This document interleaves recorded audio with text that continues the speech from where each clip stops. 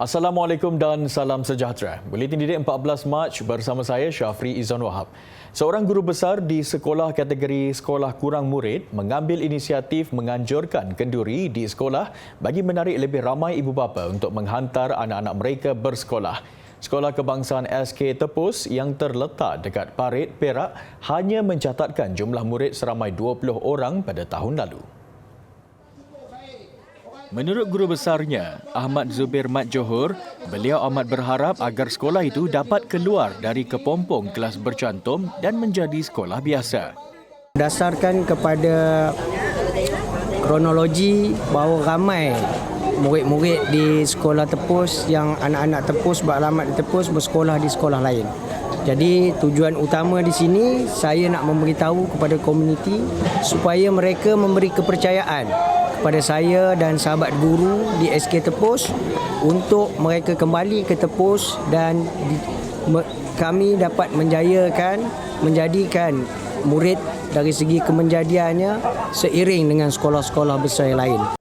Tambahnya, para guru menjadi lebih fokus berdepan jumlah murid yang sedikit.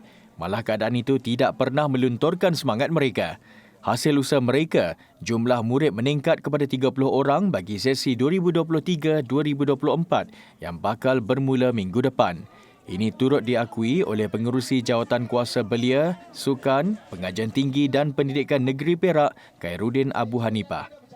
Pada masa sama, beliau turut menolak tanggapan bahawa sekolah kurang murid tidak mampu memberikan pendidikan yang berkualiti. Proses pendidikan ini tidak kira sekolah kurang murid, sekolah A atau sekolah B. Yang penting kesungguhan, komitmen daripada ibu bapa untuk memastikan anak-anak dapat belajar. Dan saya rasa dengan adanya program permufakatan ini, saya cukup yakin dan percaya SK Tepus yang sekarang ni muridnya lebih kurang 30 orang, mungkin akan bertambah apabila adanya permufakatan antara kepimpinan kampung, masyarakat dan juga orang kampung yang untuk membantu supaya kadar jumlah murid di sekolah ini dapat dipertingkatkan. Beliau yang pernah menjadi guru besar di sekolah itu berkata, SK Tepus banyak memberi impak yang besar kepada sistem pendidikan terutama di daerah Perak Tengah. SK Tepus dibina pada tahun 1880 dan sudah berusia lebih 140 tahun. Seramai 200 orang pelajar daripada keluarga kurang berkemampuan menerima sumbangan keperluan asas persekolahan daripada projek lintasan Kota Holding Sendian Berhad Prolintas. Ia bertujuan meringankan kos sara hidup masyarakat dan dianjurkan di bawah program Kembali ke Sekolah syarikat itu. Pengurus Besar Operasi Lebuh Raya Prolintas, Azmi Nin berkata, antara yang disumbangkan sepasang pakaian sekolah, kasut, stoking dan beg. Program merupakan satu inisiatif tanggungjawab sosial korporat CSR Prolintas dan dilakukan setiap tahun. Peruntukan CSR untuk tahun ini pihak Prolintas menyediakan lebih kurang 1 juta dan peruntukan 1 juta ni biasanya kita akan bagi pada tiap-tiap tahun. Tapi untuk back to school punya program untuk tahun ini kita sediakan lebih kurang dalam 50,000. Dan program-program CSR yang lain kita akan tengok dari segi apakah keperluan yang yang perlu dibagi pada waktu-waktu tertentu. Ujarnya, penerima yang terpilih adalah pelajar sekolah rendah dan menengah yang tinggal berhampiran jajaran 6 lebuh raya di bawah portfolio Prolintas. Kawasan berkenaan ialah Projek Perumahan Rakyat PPR Jelatik, Kampung Sungai Ramal, Flat Sri Lembayung, PPR Raya Permai, Flat Bukit Subang dan pelajar-pelajar dari Kampung Melayu Subang. Bagi 165 pelajar daripada keluarga kurang berkemampuan dari Politeknik Melaka, mereka juga tidak dilupakan. Mereka terpilih untuk menerima pembiayaan yuran pengajian bagi 1 semester dari beberapa agensi kewangan serta jabatan kerajaan. 10 pelajar lain daripada keluarga kumpulan B40 pula dipilih untuk menerima sumbangan komputer riba daripada sebuah syarikat pengeluar kenderaan. Pembiayaan yuran pengajian itu disumbangkan Maybank Islamic bersama Kementerian Perdagangan Dalam Negeri dan Hal Ehwal Pengguna KPDN, Zakat Melaka, Kumpulan Wang Simpanan Pekerja KWSP serta Perbadanan Tabung Pendidikan Tinggi Nasional PTPTN. Setiap pelajar yang terpilih masing-masing menerima sumbangan RM200 bagi membiayai yuran pengajian bagi satu semester. Pengarah Politeknik Melaka, Razali Johari berkata, ketika ini masih ramai pelajar di Politeknik berkenaan yang masih belum mampu untuk melunaskan yuran pengajian. Sehubungan itu, pihaknya berusaha untuk membantu pelajar berkenaan dengan menjalinkan hubungan dengan pihak industri serta agensi zakat. Sebenarnya masih ada lagi untuk di belakang sana tu, tapi kami benar-benar layak pada hari ini untuk menerima bayaran zakat. Itu juga dengan komputer. Walaupun kerajaan tak memberikan komputer tabnya tu, tapi tidak mencukupi untuk keperluan pelajar yang ada. Jadi alhamdulillah pada hari ini lagi sekali pihak Honda pula memberikan sumbangan komputer ribu untuk pelajar. Saya amat berterima kasih kepada pihak industri yang telah memberikan sumbangan yang cukup baik kerjasama dengan pihak Politeknik. Maka inilah harapan kami yang kita nakkan supaya berterusan kerjasama antara pihak industri dengan Politeknik Melaka. Saya rasa seperti kalau kita anggap dia orang seperti kita punya anak, kita harap benda ini membantu mempermudahkan urusan anak-anak kita untuk belajar lah. Saya fikiran dia tidak diganggu oleh masalah-masalah kekangan-kekangan seperti laptop ni. Saya harap kita mempermudahkan urusan anak-anak kita. Kita mengharapkan ilmu yang dia didapat itu lebih berkat dan in fact dia akan beri balik sumbangan kepada negeri Melaka. Bagi penerima, sumbangan itu memberi sinar baharu kepada mereka untuk meneruskan pengajian di Politeknik berkenaan. Saya rasa gembira kerana sumbangan memberi laptop ini kurangkan beban saya dan kawan saya. Lepas tu rasa gembira, terima kasih kepada Honda, Maybank dan syarikat lain-lain, Politeknik Melaka dan Hal Ehwal Pelajar. Ucapkan terima kasihlah pada pihak Maybank dengan Honda Malaysia dan juga agensi-agensi lainlah yang banyak memberikan membantu Politeknik Melaka ni, banyak beri sumbangan kepada saya. Terima kasih banyak-banyaklah.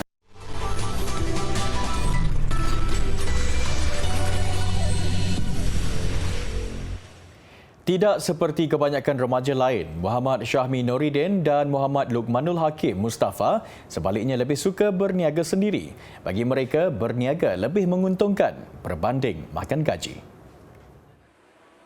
Muhammad Syahmi Noridin, 24 tahun, antara anak muda yang menyertai acara Community Craft pada Hari Kraft Kebangsaan yang berlangsung di Ibu Negara baru-baru ini. Syahmi berkata dia yakin bidang yang dipilihnya itu mempunyai potensi untuk berkembang. Ini ternyata melalui permintaan yang semakin tinggi ke atas produk kraft kayu. Semangat Syahmi semakin kuat apabila keluarganya sentiasa memberi dorongan kepadanya untuk berjaya. Semangat saya family lah, utama family, kawan-kawan yang banyak support, orang-orang lama macam adik guru kraft apa semua kan, ramailah yang support saya. Itulah jadi semangat saya untuk teruskan dalam bidang kraft ni lah. Syahmi yang juga bekas penuntut Institut Kraft Negara IKN berkata dia perlu sentiasa memperbaiki strategi bagi memajukan lagi perusahaan yang dijalankan sejak setahun lalu. Tambahan pula, bidang kraft kayu sudah menjadi minatnya.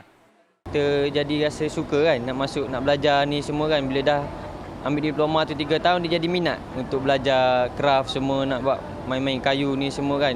Dari satu kita tengok dekat orang-orang lama, kita belajar balik lah benda-benda kraft-kraft ni semua kan. So dekat situlah kita jadi minat nak belajar bidang ni. Sementara itu, seorang lagi pengusaha kraft muda yang ditemui, Muhammad Luqmanul Hakim Mustafa, lebih bernasib baik kerana mempunyai keluarga yang sudah lama menceburi bidang perniagaan. Family saya 100% support saya lah. Sebab family saya pun dah pengusaha batik juga. So dia tak ada halangan lah. Sebalik semua kelebihan itu, Luqmanul Hakim menceburi perniagaan kraft dengan menggunakan wang simpanannya. Modal saya tak ambil dari family. Saya start dari kosong. Saya buat produk kecil-kecil. Lepas tu saya jual, saya simpan. Lepas tu itulah saya rolling balik. Katanya, nilai komersial yang ada pada setiap produk kraft turut menjadi faktor menarik pembeli. Luqmanul Hakim turut menggalakkan lebih ramai anak muda menceburi perniagaan kraft atau perniagaan lain kerana potensinya dalam memberikan pulangan pendapatan. Dikir Barat berasal dari Kelantan, lazimnya dinyanyikan dalam dialek negeri Cik Siti Wan Kembang itu. Namun seiring peredaran masa, ia kini dikontemporarikan sesuai dengan halua telinga, termasuk menggunakan lagu popular di TikTok. Inisiatif itu dilakukan sebuah kelab seni di Ibu Negara bagi memastikan Dikir Barat kekal relevan sekaligus menarik generasi muda menyelami keindahan seni dan budayanya.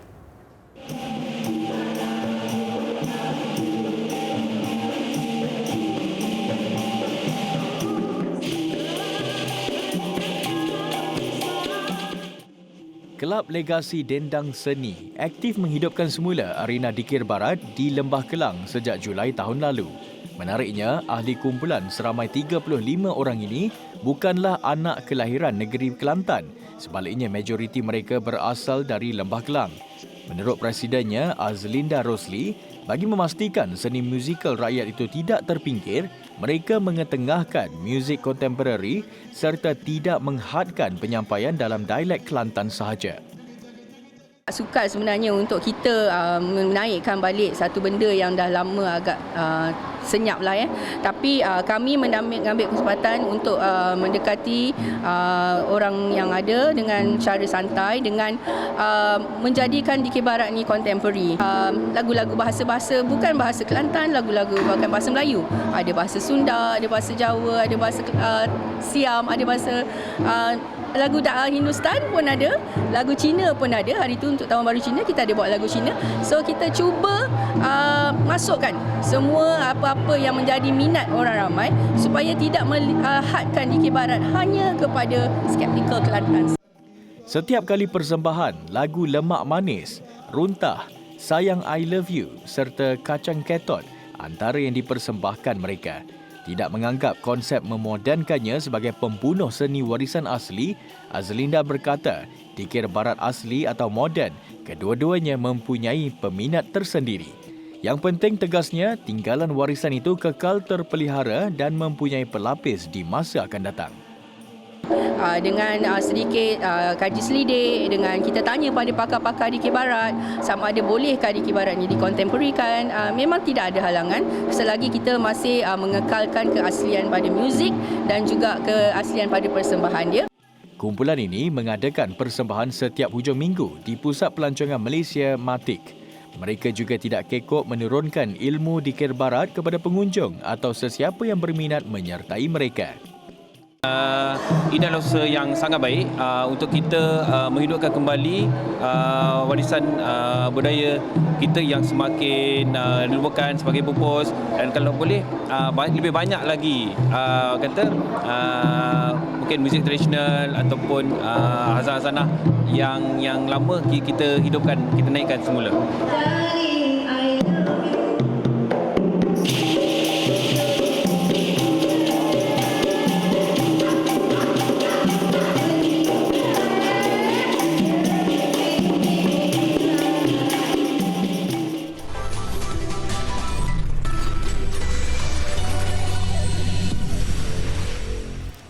Kerajaan Britain dijangka mengumumkan kebenaran berhubung pembangunan ke atas genetik gandum yang telah disunting. Ia susulan kejayaan saintis negara itu menyunting genetik pada tanaman gandum sekaligus mengurangkan risiko berlaku kanser melalui makanan yang dimasak daripadanya. Kajian dilakukan di Hertfordshire, tidak jauh dari London, ibu kota United Kingdom. Ia dilakukan oleh Pusat Penyelidikan Rothamsted, antara institusi penyelidikan pertanian tertua di Eropah. Di sini, para saintis cuba menyunting keluar genetik daripada tanaman gandum yang menghasilkan sebahatian yang dipanggil asparagine. Asparagine itu kemudian akan bertukar menjadi sebahatian lain yang dipanggil acrylamide yang bersifat karsinogenik dalam dos yang sangat besar apabila gandum diproses menjadi tepung dan produk bakar seperti roti. So what we're trying to do is reduce the amount of asparagine that's present in wheat grain. That means there'll be less acrylamide forms in bread and less when the bread is toasted. And in things like breakfast cereals and snack products as well, biscuits, pretty much all the cereal products. Menurut saintis, asparagine juga boleh didapati dalam sumber makanan lain seperti kentang dan ubi. Pun begitu, risiko kanser bergantung kepada genetik badan masing-masing. Apatah lagi kerana dos yang terhasil daripada makanan berbakar itu adalah amat kecil. Tambah Profesor Halford, ketika ini kajian pihaknya hanya terhad kepada pengalaman ke atas binatang yang dikurung. Projek perumahan, jalan raya dan pertanian menyebabkan keluasan Everglades, kawasan tanah paya terbesar di Amerika Syarikat, menyusut hampir separuh. Hasil campur tangan pihak Kongres dan peruntukan lebih $1 bilion Amerika atau 4.5 bilion ringgit, pelbagai usaha pemuliharaan mula dilakukan. Di sesetengah kawasan berkenaan, keadaan kering kontang. So by restoring the hydrology, getting the water right, we can regrow that carbon sequestration engine that this system has naturally within it to build up those peat soils. Terbaru, mereka membina projek pemuliharaan di selatan Tasik Okeechobee. Melalui projek ini, lebihan air dari tasik berkenaan, khususnya ketika musim hujan, akan disimpan dan dibersihkan sebelum dilepaskan semula ke bahagian selatan Everglades. Ini sekaligus mampu membantu aliran semula air dan mengurangkan pelepasan air secara tidak terkawal yang menjadi punca pembentukan alga berbahaya. Everglades asalnya mempunyai keluasan hingga 1.5 juta ekar dan menjadi habitat kepada pelbagai hidupan liar. Satu lagi fungsinya ialah sebagai penyerap karbon dan pembekal air kepada jutaan penduduk Amerika Syarikat. Di dalam nyanyian, sebutan itu dia kena ada beberapa menitik beratkan, iaitu yang dititik beratkan adalah vowels dengan consonant. Okay? Di dalam vowels adalah A, E, I, O, U. Kita akan sebut dia lebih kepada round voice. Round voice maksudnya suara itu lebih bulat. Kalau consonants, kita tidak akan sentuh. Dia sentuh tidak banyak, dia sikit saja. Contoh dia macam ini. Teacher akan bagi contoh untuk perkataan satu abjad iaitu A saja. A untuk yang betul adalah rounded voice, dengan yang salah adalah leper. 1, 2, 3. Thank you. Yang betul rounded voice, okay? 1, 2, 3. Begitulah tadi dengan contoh yang lepe, yang salah, dengan rounded voice maksudnya yang dengan suara yang betul. Kenapa kita memerlukan dengan sebutan yang betul? Supaya nyanyian kita itu teknik dia boleh nampak lagi besar. Suara dia boleh travel lagi ke depan, suara dia lagi ke depan. Kalau lepe boleh jadi suara yang nyaring, tetapi dia boleh merosakkan vocal cords kita. Okey?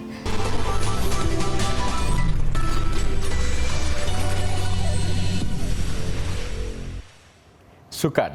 Perlawanan tunggal Liga Super semalam menyaksikan Kedah Darul Aman KDA menang tipis 3-2 ke atas Kelantan United.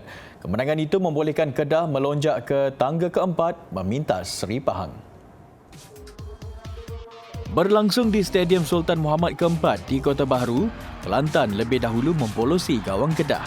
Ia menerusi rembatan David Silva yang menyudahkan gerakan menarik tuan rumah. Aksi rancak berterusan dan kedudukan kembali seimbang apabila William Lira menanduk kemas sepakan sudut yang diambil ketua pasukan Lee Tak. Minit-minit akhir babak pertama, Kedah mula di depan hasil sepakan penalti Manuel Hidalgo. Selepas rehat, perlawanan terus sengit dengan aksi berbalas serangan oleh kedua-dua pasukan. Kedah melebarkan kedudukan kepada 3-1 menerusi asakan Al-Hafiz Harun pada minit ke-79. Belum mahu mengalah, Kelantan berjaya merapat jurang gol menerusi sepakan penalti Yan Victor 2 minit sebelum masa sebenar tamat. Manakala Kelantan kekal tercorot dengan satu mata dan masih kempunan mencatat kemenangan. Kejayaan pemain pimpong remaja Singapura, Isaac Kwek, seharusnya menjadi motivasi atlet muda negara. Pada kejohanan jelajah WTT Singapore Smash, Isaac yang baru berusia 16 tahun mara kepusingan kedua. Lebih menarik, dia berjaya mengalahkan pemain ranking ke-36 dunia. Aksi hari ke-7 pimpong jelajah WTT Singapore Smash di Infinity Arena, Kallang, kelibat Isaac Kwek sememangnya dinantikan peminat tuan rumah apabila dijadual menentang pemain Sweden Mattias Falk. Isaac dijangka berdepan laluan sukar dengan reputasi Falk selaku pemain ranking ke-36 dunia. Namun Isaac menampilkan keazaman tinggi meskipun tewas 2 set awal 6-11 dan 3-11 kepada naib juara dunia 2019 itu. Dia mengheret permainan ke set penentuan apabila menang set berikutnya 11-7 dan 11-9. Isaac memastikan kemarahan ke kelompok 16 terbaik apabila menang set kelima 12-10. Sementara itu kejutan turut dilakukan pemain wanita Cina Qian Tianyi. Tianyi melangkah ke kelompok 16 terbaik apabila mengalahkan juara Olimpik 2020 dari Jepun Mima Ito. Pada perlawanan yang berlarutan 5 set itu, Tianyi menang 16-11, 12-10, 11-8, 9-11 dan 12-10.